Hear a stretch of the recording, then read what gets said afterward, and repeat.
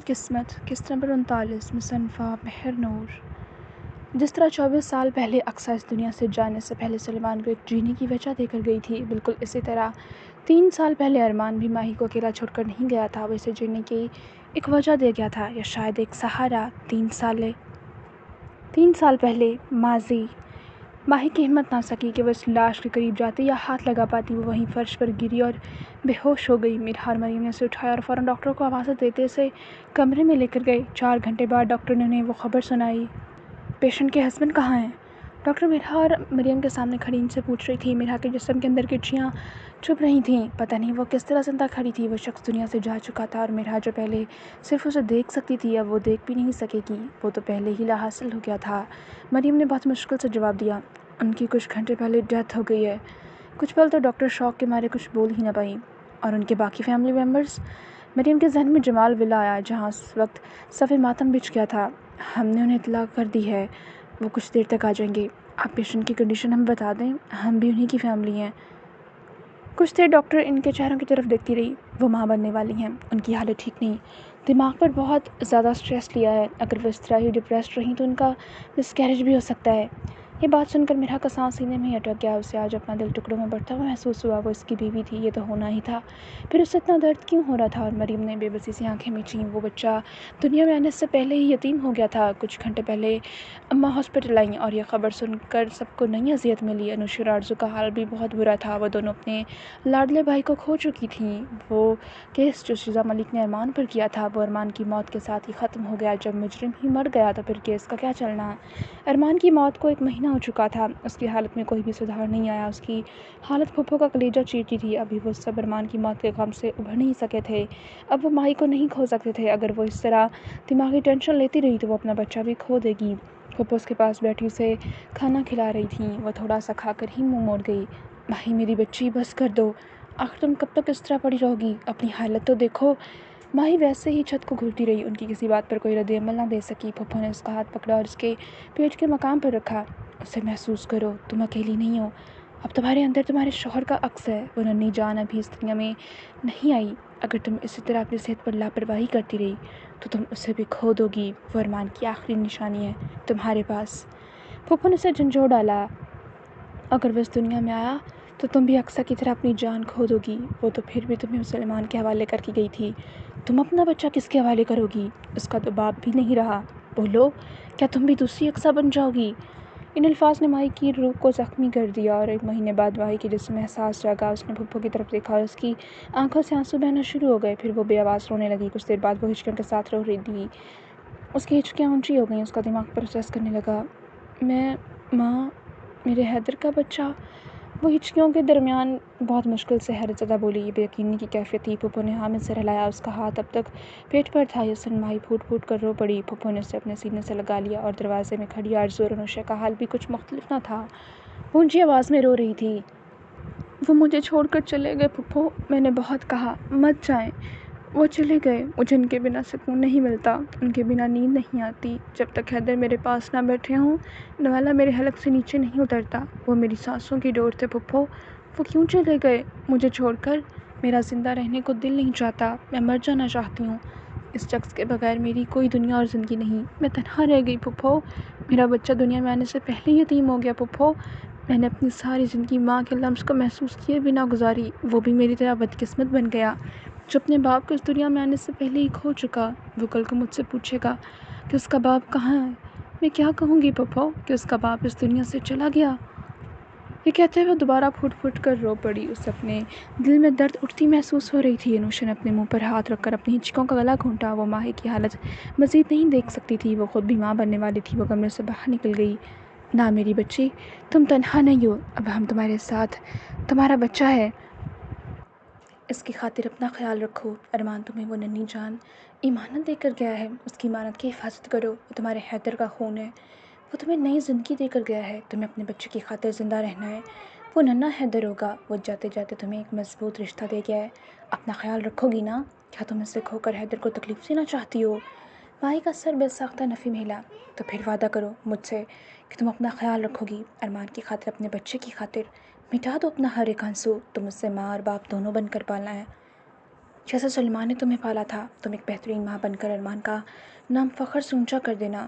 پھپھو نے اس کی آنسو صاف کیے، اس نے سر اس بات میں ہلایا۔ پھر اس دن کے بعد وہ خود کو خود ہی ٹھیک کرنے لگی، وہ اپنا پورا خیال رکھنے لگی۔ وہ حیدر کو کھو چکی تھی، اپنا بچہ کسی صورت کھو نہیں سکتی تھی۔ اس کے ذہن میں فائزہ کی باتیں گونجتیں۔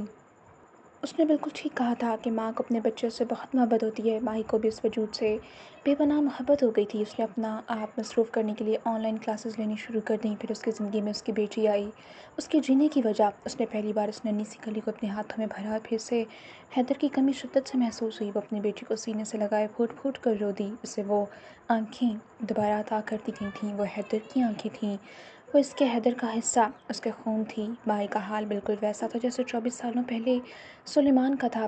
وہ دونوں باپ بیٹی کی ایک جیسا نصیب لے کر آئے تھے۔ وہ اپنی بیٹی کے ساتھ جینے لگی، مگر اس کا ایک حصہ اندر سے کھوکھلا ہونے لگا۔ وہ بہت خاموش ہو گئی، وہ اکثر تنہا بیٹھ کر روتی، وہ اپنے آنسو کنٹرول نہیں کر پاتی تھی۔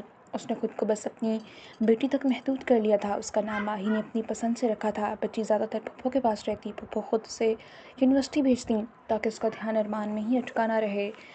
وہ ان سب کے سامنے بالکل نارمل ہو گئی تھی، مگر پھپھو کبھی جان نہ پائیں کہ ماہی کا دھیان ارمان سے کبھی ایک پل کے لیے نہیں ہٹا۔ اس کی دنیا ارمان سے شروع ہو کر اپنی بیٹی پر ختم ہوتی تھی۔ وہ آج بھی بے سکون تھی۔ ارمان کا لمس اسے پل پل یاد آتا تھا۔ وہ اسے ہر وقت اپنے آس پاس ڈھونڈتی، مگر وہ ہوتا تو ہی ملتا۔ وہ تو یہ بھی نہیں جانتی تھی کہ ارمان کی قبر کہاں ہے، بس ارمان کو اپنے دل میں بسائے بیٹھی تھی۔ اس طرح اس کی زندگی کے 3 سال گزر گئے۔ حال ماہی نے اپنی ڈول کو اٹھایا اور اسے سینے سے لگا کر وہ انوشا کے پاس صوفے پر آ کر بیٹھ گئی۔ انوشا تھوڑی چینج ہو گئی، اس کا چہرہ بھرا بھرا محسوس ہوتا تھا اور وہ تھوڑی صحت مند ہو گئی تھی۔ ماہی کے سامنے زرین کو کوئی اور نظر نہیں آتا تھا۔ وہ ماہی کو ماما بہت کم کہتی تھی، وہ اسے ان تمام ناموں سے بلاتی تھی جن سے ارمان اسے بلاتا تھا۔ یہ ساری باتیں اسے انوشا نے بتائی تھیں۔ وہ بھی اپنے باپ کی طرح اپنی ماں سے بہت زیادہ پیار کرتی تھی۔ وہ ماہی کی جھولی میں کھڑی تھی، وہ اپنی ماں کے چہرے پر اپنے ننھے ننھے ہونٹوں سے پیار نچھاور کر رہی تھی۔ ماہی، تمہاری بیٹی بہت تیز ہے، یہ مجھ سے بالکل پیار نہیں کرتی، اس کا تو سارا پیار تمہارے لیے ہے۔ انوشا جل بھن کر بولی۔ ماہی مسکرا اٹھی۔ یہ میری ماما ہیں، اس لیے میں ان سے بہت زیادہ پیار کرتی ہوں۔ وہ خفگی سے انوشا کو گھور کر بولی۔ ماہی اس کی خوبصورت باتوں پر ہمیشہ کی طرح مسکرا اٹھی اور انوشا تو حیرت سے منہ کھولے اس چھوٹی گڑیا کی گوہر افشائیاں سن رہی تھی۔ اچھا تو پھر میں کون ہوں؟ وہ فل لڑنے کے موڈ میں تھی۔ آپ تو پھپھو اور گڑیا ہو۔ انوشا مسکرا اٹھی۔ اسے اپنی یہ بھتیجی بہت عزیز تھی، یہ اس کے بھائی کی بیٹی تھی۔ جب وہ اسے دیکھتی اسے اپنا بھائی شدت سے یاد آتا تھا۔ انوشا نے ایک نظر ماہی کو دیکھا جو اپنی بیٹی کی سارے دن کی روداد مسکرا کر سن رہی تھی۔ وہ مسکراہٹ اپنے چہرے سے جدا نہیں ہونے دیتی تھی، مگر انوشا جانتی تھی کہ وہ اندر سے ٹوٹ پھوٹ کا شکار ہے۔ اس نے کچھ سوچتے ہوئے ماہی کو مخاطب کیا۔ ماہی نے انوشا کی طرف سوالیہ نظروں سے دیکھا۔ کچھ دنوں بعد آرزو کے بیٹے کی پہلی سالگرہ ہے، تم بھی ہمارے ساتھ حویلی چلو نا، تمہارا دماغ بھی فریش ہو جائے گا اور زرین بھی حویلی دیکھ لے گی۔ انوشا کی بات سے ماہی کے چہرے پر ماضی کا سایہ لہرایا۔ انوشا اس کے تاثرات نوٹ کر رہی تھی۔ وہ بہت کم ری ایکشن دیتی تھی، وہ بالکل ایک روبوٹ کی طرح بن گئی تھی۔ اس وقت بھی اس کا چہرہ بے تاثر تھا۔ وہ ماہی کے بولنے کا انتظار کر رہی تھی۔ آپ میرا جواب اچھے سے جانتی ہیں۔ اتنا کہتے ساتھ ماہی دوبارہ اپنی بیٹی کی طرف متوجہ ہو گئی۔ انوشا اس سے بہت سوچ سمجھ کر بات کرتی تھی، اب ماہی سے بات کرتے ہوئے الفاظ کا چناؤ کرنا پڑتا تھا۔ ماہی 4 سال ہو چکے ہیں تمہیں، اب وہ سب بھول جانا چاہیے۔ وہ حویلی ہے جہاں ہم نے اپنا بچپن گزارا ہے، تم ایک بار چلو تو صحیح، تم فریش فیل کرو گی۔ ماہی نے اب انوشا کی طرف نہیں دیکھا۔ آپ بھول چکی ہیں میں اس حویلی سے سارے رشتے ناطے توڑ کر آئی تھی، اور جس شخص کے ساتھ میرا اس حویلی سے رشتہ جڑا تھا وہ ہر شخص اب مجھے چھوڑ کر جا چکا ہے۔ میرے لیے اب وہ حویلی کوئی معنی نہیں رکھتی، وہاں جا کر مجھے مزید اذیت ہوگی۔ انوشا خاموش ہو گئی۔ وہ جانتی تھی اب ماہی پہلے والی ماہی نہیں رہی تھی، اب اسے کسی بھی بات کے لیے راضی نہیں کیا جا سکتا تھا۔ ارمان کی موت میں سے بہت زیادہ بدل کر رکھ دیا تھا، اس کی زندگی کا ہر حادثہ اسے بدل کر رکھ دیتا تھا۔ وہ سلمان کی موت کے بعد بھی بہت بدل گئی تھی، بالکل اسی طرح وہ ارمان کی موت کے بعد بھی بدل گئی تھی۔ کچھ منٹ مزید گزرے جب انوشا نے دوبارہ ماہی کو مخاطب کیا۔ ماہی، اب تمہیں اپنی زندگی میں آگے بڑھ جانا چاہیے، وہاج کے بہت اچھے بزنس پارٹنرز ہیں، انہوں نے تمہیں ایک بار ہمارے گھر سے نکلتے ہوئے دیکھا تھا، انہیں تم پسند آئی ہو، تم شادی کر کے آگے کیوں نہیں بڑھ جاتی؟ زرین کو بھی ایک باپ کی ضرورت ہے، وہ 30 سال کا خوبصورت ہینڈسم مرد ہے اور اسے تمہاری شادی شدہ ہونے یا ایک بیٹی کی ماں ہونے پر کوئی بھی مسئلہ نہیں ہے۔ وہ سنگل ہے اور اسے تم پسند آ گئی ہو۔ ماہی کو لگا وہ اس کے کانوں میں سیسا اونڈیل رہی ہو، اسے سانس لینے میں تکلیف ہونے لگی۔ وہ ایک جھٹکے سے صوفے سے اٹھ کھڑی ہوئی۔ فار گاڈ سیک آپی، یہ بات آپ کر رہی ہیں؟ آپ کو ہو کیا گیا ہے؟ میں آپ کے بھائی کی بیوی ہوں اور آپ مجھے کسی غیر مرد کے قصیدے سنا رہی ہیں؟ میں حیدر کی امانت ہی ہوں اور ہمیشہ انہیں کی رہوں گی۔ آج تو آپ نے یہ بات کہہ دی، آئندہ مت کہیے گا۔ اگر آپ کو میرا یہاں آنا پسند نہیں تو ویسے ہی بتا دیں، میں دوبارہ نہیں آؤں گی۔ کیوں اس طرح کی باتیں کر کے میرا دل دکھاتی ہیں؟ آپ نے سوچ بھی کیسے لیا کہ میں اپنے شوہر کے علاوہ کسی دوسرے مرد کے بارے میں سوچنے کا تصور کروں گی؟ میں پچھلے 19 سالوں سے ارمان حیدر کی بیوی تھی اور اپنی آخری سانس تک صرف انہیں کی رہوں گی۔ آپ نے تو اتنے سال مجھے تڑپتے روتے اور صبر کرتے دیکھا ہے، مجھے اس بات کی امید آپ سے نہیں تھی۔ آج آپ نے مجھے بہت نا امید اور مایوس کیا ہے۔ ماہی غصے سے پھٹ پڑی، وہ چاہ کر بھی اپنے آنسو قابو نہ کر پائی، اس کی آنکھوں سے آنسو بہتے ہوئے گالوں پر پھسل گئے۔ ماہی یہ کہتے ساتھ رکی نہیں اور فوراً اپنے کمرے کی طرف بھاگی۔ پھپھو جو سیڑھیوں سے اتر رہی تھی انہوں نے ماہی کی ساری بات سنی۔ ان کے ساتھ انوشے کا بیٹا تھا، وہ بہت پیارا تھا، کالی آنکھوں والا، وہ اپنے باپ کی کاپی تھا، وہ زرین سے کچھ ماہ بڑا تھا۔ پھپھو نے کچھ افسوس سے انوشے کی طرف دیکھا، زرین نے اپنے نازک ہاتھوں سے انوشے کو مارا۔ گندی پھپھو، میری ماما کو ہرٹ کیا؟ میں نہیں بولتی آپ سے۔ گندی پھپھو، میری ماما کو ہرٹ کیا؟ میں نہیں بولتی آپ سے۔ وہ آنکھوں میں موٹے موٹے آنسو لے بولی، وہ بہت زیادہ حساس تھی، وہ ماہی کو بالکل تکلیف میں نہیں دیکھ سکتی تھی۔ ماہی اس کے سامنے بالکل بھی نہیں روتی تھی، وہ نہیں چاہتی تھی کہ اس کی بیٹی کے دماغ پر برا اثر پڑے۔ انوشے تو حیران رہ گئی، وہ بھی ماہی کے پیچھے کمرے کی طرف چلی گئی۔ انوشے ٹوٹے دل کے ساتھ صوفے پر بیٹھنے کے سے انداز میں گری۔ تم جانتی نہیں ہو کیا کہ وہ ارمان کے بارے میں کتنی حساس ہے؟ تمہیں اسے یہ بات کہنے سے پہلے 1000 دفعہ سوچنا چاہیے تھا۔ اب اس کے سارے زخم تازہ ہو گئے۔ پھپھو نے کچھ افسوس سے کہا۔ انوشے نے بھیگی آنکھیں اٹھا کر ان کو دیکھا۔ پھپھو، میں کون سا اس کی دشمن ہوں؟ میں اسے بچپن سے جانتی ہوں۔ بس میں نہیں چاہتی تھی کہ جس طرح ماہی نے حسرتوں میں اپنی زندگی گزاری، زرین بھی ویسے ہی گزارے۔ کیا میں نہیں جانتی میرے بھائی کی زندگی میں وہ کتنی اہمیت رکھتی تھی؟ میں نے کس طرح اپنے دل پر پتھر رکھ کر اس سے یہ بات کہی، صرف میں ہی جانتی ہوں۔ میں نے صرف اس کی بھلائی کے لیے کہا تھا، مگر میں بھول گئی کہ وہ مجھ سے زیادہ تکلیف میں ہے۔ وہ افسوس سے اپنے آنسو صاف کرتی ہوئی بولی۔ اب اسے افسوس ہو رہا تھا کہ اس نے ماہی کو یہ بات کہی ہی کیوں۔ وہ اپنے ننھے ننھے قدموں سے چلتی ہوئی کمرے میں آئی۔ اس نے دیکھا اس کی ماں آنسو بہاتی ہوئی جلدی جلدی اس کے بیگ میں اس کا سارا سامان ڈال رہی تھی۔ وہ بیڈ کے پاس آئی اور پھر بہت مشکل سے اس پر چڑھ کر کھڑی ہو گئی۔ بھائی نے اسے دیکھتے جلدی سے اپنے آنسو صاف کیے۔ ہیر، ہم کہاں جا رہے ہیں؟ جب وہ ماہی کو ہیر کہتی تھی تب ماہی کے دل میں سکون کے ساتھ تکلیف بھی اٹھتی تھی۔ ہیر کی جان، ہم گھر جا رہے ہیں۔ آپ نے کھانا کھایا؟ یہ بات سن کر زرین نے نفی میں سے لڑایا۔ کیوں نہیں کھایا؟ ماہی سارے کام چھوڑ اپنی بیٹی کو اپنی باہوں میں بھرتی بولی۔ مجھے نہ بریانی اور سینڈوچ کھانا ہے، وہ اپنی ماں کے گلے لگتی لاڈ سے بولی اور ماہی کے سامنے ماضی کے پنے کھل گئے۔ ہیر، مجھے بھی سینڈوچ کھانا ہے۔ اس کی آواز ماہی کو اپنے کانوں میں سنائی دی۔ اس کا دل غم سے پھٹنے کے قریب ہو گیا۔ کیوں چلا گیا وہ اپنی ہیر کو اس دنیا میں اکیلا چھوڑ کر؟ وہ جو اپنے خیالوں میں گم تھی، اچانک اسے اپنے گالوں پر ننھے ہاتھوں کا لمس محسوس ہوا۔ وہ چونک کر خیالوں سے باہر آئی۔ اس کی بیٹی اپنے ہاتھوں سے اس کے آنسو صاف کر رہی تھی۔ ماہی کا دل چاہا دھاڑی مار مار کر روئے، مگر اس نے بہت مشکل سے اپنی تکلیف کو قابو کیا اور اٹھ کھڑی ہوئی۔ اوکے، ہم کھانے چلتے ہیں۔ یہ بات سن کر وہ خوشی سے کلیپنگ کرنے لگی۔ ماہی نے اس کا بیگ پکڑا اور اسے اپنی باہوں میں اٹھاتے ہوئے کمرے کا دروازہ بند کر کے لاؤنج میں آئی۔ انوشے نے اسے دیکھ اٹھ کھڑی ہوئی۔ ماہی، آئی ایم سوری، پلیز مجھے معاف کر دو، مجھے غلط مت سمجھو، میں تو بس… ماہی نے اپنی لال انگار آنکھیں اٹھا کر اس کی طرف دیکھا۔ انوشے اس کی آنکھوں کی تکلیف دیکھ کر خاموش رہ گئی۔ ماہی کوئی بحث نہیں چاہتی تھی۔ اس نے اپنا بیگ صوفے سے اٹھایا اور کچھ بھی کہے بنا لاؤنج کا دروازہ پار کر گئی اور انوشا تکلیف سے واپس صوفے پر گر گئی۔ ماہی اسے اٹھا کر گاڑی تک لائی، فرنٹ سیٹ کا دروازہ کھول کر اسے بٹھا کر سیٹ بیلٹ بنائی اور اس کا بیگ پیچھے رکھنے کے بعد وہ ڈرائیونگ سیٹ کی طرف آئی اور گاڑی جمال ولا کا گیٹ عبور کرتے ہوئے باہر نکل گئی۔ ماہی نے گاڑی مال کے پارکنگ ایریا میں پارک کی اور گاڑی سے اتری۔ اس سے پہلے وہ دوسری طرف جا کر زرین کو گاڑی سے نکالتے ایک جھٹکے سے ایک بڑی گاڑی اس کے پاس آ کر رکی۔ اس نے گاڑی میں سے کسی لڑکی کو باہر نکلتے ہوئے دیکھا۔ وہ لڑکی بہت زیادہ بولڈ ڈریس پہنے ہوئے تھی۔ ماہی اسے ایک نظر میں ہی پہچان گئی، وہ شیزا ملک تھی۔ آج وہ دونوں 4 سالوں بعد آمنے سامنے آئی تھیں۔ ماہی کو اپنے سینے میں درد اٹھتی محسوس ہوئی۔ وہ ماہی کی طرف قدم لیتی ہوئی اس سے چند قدم دور رک گئی۔ اس کے چہرے پر مسکراہٹ تھی۔ ہائے ماہی، کیسی ہو؟ تمہارے ہسبینڈ کی موت سن کر بہت افسوس ہوا۔ ویسے سنا ہے کہ اس کا چہرہ سارا جل گیا تھا، کوئی آخری بار اس کا چہرہ بھی دیکھ نہیں پایا۔ بہت ہی کوئی افسوس کی بات ہے کہ تم اپنے حیدر کو آخری بار دیکھ بھی نہ پائی۔ وہ اپنی مکروہ ہنسی ہنستی بولی۔ ماہی پر طنز کر رہی تھی، وہ طنز نہیں کر رہی تھی، وہ ماہی کا دل ٹکڑوں میں توڑ رہی تھی۔ ماہی کو اپنا سانس سینے میں اٹکتا ہوا محسوس ہوا۔ یہی تو تھے اس کی خوشیوں کے قاتل۔ ماہی کا دل چاہا وہ اس لڑکی کا گلا دبا دے۔ اسے ارمان سے دور کرنے والی یہ لڑکی آج کتنی خوش تھی۔ ماہی نے بہت مشکل سے اپنے آپ پر قابو پایا اور مسکرا کر گویا ہوئی، میں بالکل ٹھیک ہوں شیزا ملک، تم میرا کچھ بھی بگاڑ نہیں پائی۔ تم تو ارمان سے 10 سالوں کے جنون کے دعوے دار تھی، پھر اسے ہی مروا دیا۔ کہاں گیا تمہارا وہ جنون اور عشق؟ माही चाह कर भी अपने लहजे को तल्ख होने से रोक न पाई। शीज़ा कहकर लगा कर हंस पड़ी। चलो एक बात तो बताओ, अगर एक तरफ तुम्हारा शौहर और दूसरी तरफ तुम्हारा बाप, तो तुम किससे ज़्यादा मोहब्बत की दावेदार होगी? माही ने ना समझी से उसकी तरफ देखा। तुम भी अपने बाप से इतना ही प्यार करती होगी जितना मैं करती थी। कोई भी बेटी अपने बाप से बढ़कर किसी दूसरे मर्द को नहीं चाहती। तुम्हारे शौहर ने मेरे बाप को मारा था, मैंने उसे मारकर हिसाब बराबर कर दिया। उसने मेरे बाप की लाश जलाई थी, मैंने उसकी लाश जलाकर हिसाब बराबर कर दिया। माही को लगा वो हिल नहीं पाएगी, वो साकत हो गई, उसे सांस लेने में तकलीफ होने लगी। वो कितने मिनट उसके सामने खड़ी उसकी बेबसी देखती रही। अचानक माही को याद आया उसकी बेटी गाड़ी में है। हाँ, तुमने बिल्कुल ठीक कहा शीज़ा मलिक, एक बेटी से ज़्यादा बाप से कोई मोहब्बत नहीं कर सकता। ये कहते साथ उसने अपने कदम गाड़ी की तरफ बढ़ाए और अपनी बेटी को उठाती हुई गाड़ी लॉक करती वापस शीज़ा की तरफ मुड़ी।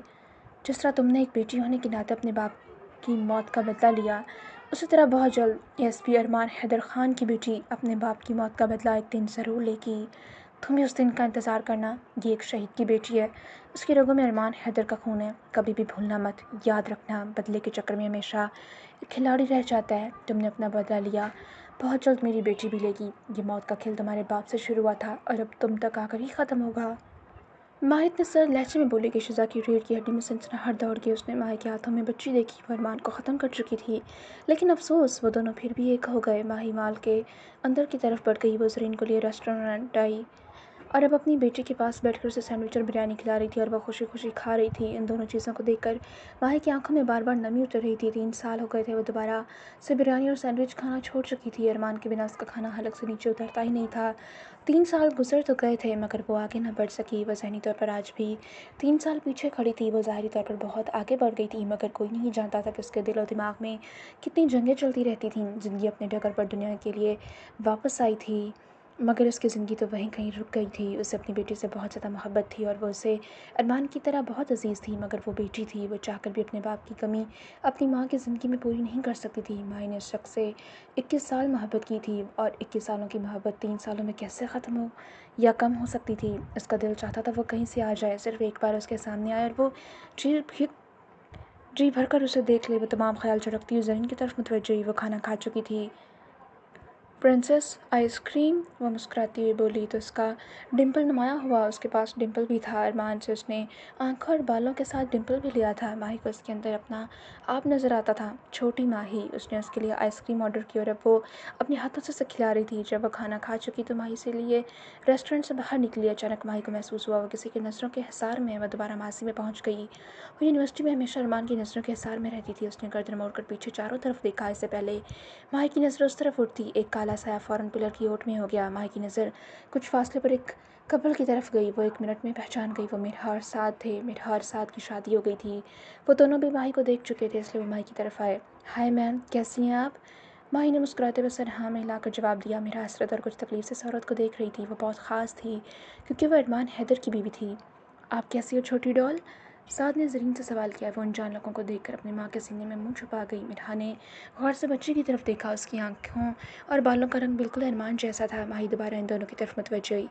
कंग्रेचुलेशंस, आपकी शादी का सुनकर अच्छा लगा। अल्लाह पाक आप दोनों को हमेशा खुश रखे और अपनी हिफाजत में रखे। वो दोनों माही की दुआ पर मुस्कुरा उठे। वो दोनों जानते थे इस औरत ने कितना कुछ सहा है। अब वो पहले जैसी नहीं रही थी। वो काला साया पिलर की ओर से निकला और दोबारा इस ब्लैक फ्रॉक और गोल्डन हिजाब में मलबूस लड़की की तरफ मुतवज्जो हो गया। वो जो अपने सामने खड़े एक कपल से मुस्कुराकर कोई बात कर रही थी, शायद वो कोई रस्मी बातें कर रही थी। फिर वो दोनों पलट गए। वो इतनी दूर से भी देख सकता था इस लड़की की आंखें जो कुछ देर पहले मुस्कुरा रही थीं, अब वो तकलीफ़ और अजियत का शिकार हो गई। उसकी बाहों में छोटी बच्ची थी। अब वो बच्ची को लिए अपनी गाड़ी की तरफ बढ़ गई। पिलर की ओट में खड़े उस शख्स की नज़रों ने इस गाड़ी का तब तक पीछा किया जब तक वो आंखों से ओझल नहीं हो गई। वो गाड़ी घर की तरफ मोड़ चुकी थी और ज़रीन गाड़ी में पीछे बैठे ही सो गई। अभी आधा रास्ता ही गाड़ी चली थी कि वो बंद हो गई। माही ने उसे दोबारा स्टार्ट किया, मगर वो झटके खा रही थी। माही की नज़र फ्यूल की तरफ उठी और उसने सर पर हाथ मारा। फ्यूल ख़त्म हो चुका था। उसने बेख्तियार रोड पर आगे और पीछे देखा। ये रोड कुछ सुनसान थी। सामने ही एक ढाबा था। माही गाड़ी से उतरी और मदद मांगने के लिए ढाबे की तरफ गई। ढाबे के मालिक ने एक बच्चे को भेजा। वो कुछ देर बाद एक बोतल में फ्यूल ले आया। माही ने शुक्र का सांस लिया और इनका शुक्रिया अदा करती हुई गाड़ी में बैठी और गाड़ी को स्टार्ट करके दोबारा सफ़र शुरू किया। अभी वो कुछ दूर ही गई थी कि सड़क के किनारे उसे एक लड़की खड़ी नजर आई और पास ही एक गाड़ी खड़ी थी। उसका बोनट खुला हुआ था, शायद उसकी गाड़ी ख़राब हो गई थी। इस लड़की ने माही की गाड़ी देखकर हाथ के इशारे से रोका। माही ने गाड़ी रोक दी और वो इसके शीशे की तरफ आई। माही ने शीशा नीचे किया। کیا آپ پلیز میری کچھ ہیلپ کر دیں گی؟ میری گاڑی خراب ہو گئی ہے، آپ کا ٹول باکس مل سکتا ہے پلیز؟ ماہی کچھ تذبذب کا شکار ہوئی۔ وہ کوئی 25 سے 27 سے لگ رہی آنکھوں والی لڑکی تھی، پینٹ شرٹ پہنے، سنہری بالوں کی ہائی بونے کی چہرے سے خوبصورت لگتی تھی۔ ماہی سر ہلاتی ہوئی گاڑی سے اتری اور اپنا پونچھ کھول کر ٹول باکس نکال کر اسے دیا۔ وہ ٹول باکس پکڑتی ہوئی اپنی گاڑی کی طرف گئی اور اب وہ اس کے پونچھ پر جھکی اسے ٹھیک کرنے کی کوشش کر رہی تھی۔ ماہی زرین کی طرف آئی، اس کا دھیان اپنی بیٹی کی طرف کیا۔ وہ پرسکون ہو کر سو رہی تھی۔ تقریباً 15-20 منٹ تک وہ لڑکی اپنا کام کرتی رہی، پھر وہ سیٹ کی طرف بڑھی اور اندر بیٹھ کر گاڑی سٹارٹ کی۔ گاڑی سٹارٹ ہو گئی، اس لڑکی نے کے چہرے پر مسکراہٹ آئی۔ وہ گاڑی بند کرتے ہوئے باہر نکلی، اپنے بونچ کو بند کیا اور ماہی کا ٹول باکس پکڑتی ماہی کی طرف آئی اور اس کو واپس کر دیا۔ ماہی نے بونچ کھول کر ٹول باکس اندر رکھا اور اسے بند کر دیا۔ شکریہ، آپ نے میری ہیلپ کی۔ ماہی نے سر کو خم کر دیا۔ کوئی بات نہیں۔ وہ لڑکی بار بار پیچھے درختوں کی طرف کچھ دیکھ رہی تھی۔ کیا ہوا؟ آپ ٹھیک تو ہیں؟ لڑکی نے ہاں میں سر ہلایا۔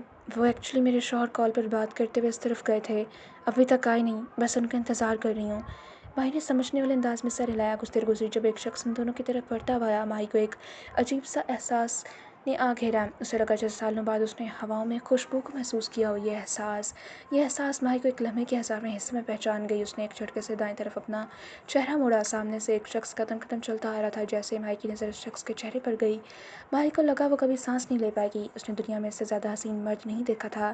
اسے اپنے ارد گرد سب کچھ ساکت محسوس ہوا، کوئی حرکت، کچھ بھی محسوس نہیں ہو رہا تھا۔ ماہی کی ساری دنیا رک چکی تھی۔ ماہی کو اپنی آنکھوں پر یقین نہیں آ رہا تھا۔ وہ سالوں بعد بھی اس شخص کو لاکھوں کے مجمع میں بھی پہچان سکتی تھی۔ اس کے ہونٹوں سے گوشی نما آواز نکلی۔ حیدر، ارمان حیدر، ASP ارمان حیدر۔ وہ زندہ تھا۔ جاری ہے۔